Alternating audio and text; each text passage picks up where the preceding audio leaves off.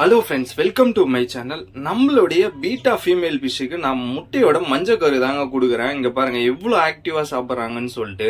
நல்ல குரோத்தாகவும் இருக்காங்க. ஏன்னா இவங்களாம் பார்த்தீங்கன்னா மோஸ்ட்லி நிறைய எக்லோடடா இருக்கு. அதனால வந்து நான் முட்டையோட மஞ்சக்கரு, சிக்கனு, அதுக்கப்புறம் பார்த்தீங்கன்னா வார்ம்ஸ் இதை தான் கொடுத்துட்டு இருக்கேன். முட்டை வந்து வேக வைக்கும் போது வந்து சாஃப்டா வேக வைங்க. ரொம்ப ரஃபா வேக வச்சிங்கன்னா அது வந்து செரிக்கிறதுக்கு லேட் ஆகும். அதனால வந்து இப்போ நான் கட் பண்றேன். அந்த மஞ்சக்கரு எப்படி இருக்குன்னு நீங்களே பாருங்களேன். இங்க பாருங்க, இந்த மாதிரி இருந்தா கொடுங்க. ஏன்னா ஓவரா நல்லா பாயில் ஆயிட்டா வந்து அந்த மஞ்சக்கரு வந்து ரஃப்பான மாதிரி ஆயிடும். அந்த மாதிரி கொடுக்காதீங்க. இப்போ நான் இது கொடுக்குறேன், எப்படி இருக்குன்னு பாருங்களேன் அந்த மஞ்சக்கரு.